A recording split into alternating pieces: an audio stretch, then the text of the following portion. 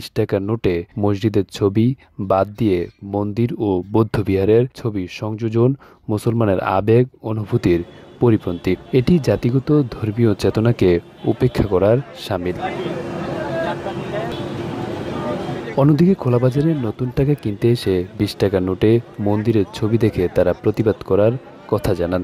এছাড়া অনেকে দ্রুত এই নোট বন্ধ করতে সরকারের প্রতি আহ্বান জানান। এখানে 60 গম্বুজ মসজিদ ছিল 20 টাকা নোট আগে, অনেক সুন্দর একটা মসজিদ, নামে মসজিদ। এই যে এখন মসজিদ, সেটা মেনে নেওয়া যায় না। এটা কোনো পক্ষে সরকারে যেটা কাজটা করে সেটা উচিত হয় না।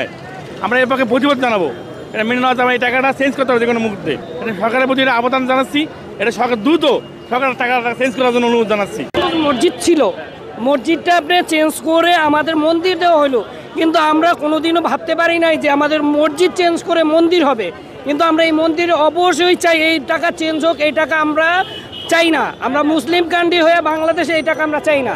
আপনি মন্দির পকেটে নিয়ে নামাজ পড়বেন, এটা হয় কোথাও মুসলমান ধর্মে? এটা তো কখনোই মেনে নিতে পারে না, নামাজ হবে না। এই মন্দিরের ছবি নিয়ে পকেটে নিয়ে আপনি নামাজ পড়বেন, কিভাবে নামাজ হবে? এটা হতে পারে না। 20 টাকার নতুন নোটে মন্দিরের ছবি নিয়ে সনাতন ধর্মাবলম্বীদের একজন বলেন, দেশটা সবার, তাই দলমত নির্বিশেষে টাকায় মন্দিরের ছবি এটা কোনো বিষয় নয়, এটা সবাইকে মেনে নেওয়া উচিত। আমি একজন সনাতনী ধর্মাবলম্বী, তাই মনে করি আপনি যেই ধর্মেরই হন, দেশটা সবার, ধর্ম নির্বিশেষেই, এটা কোনো বিষয় না। মন থেকে আপনি মানছেন, এটাই হচ্ছে বড় কথা। যদি এতই ধর্মপ্রভাব থাকতো, দেশে এত বড় দুর্নীতি থাকতো না। এটাই ইসলামপন্থী একটা দেশ, তাহলে সবাই আল্লাহ বিল্লাহ করতো।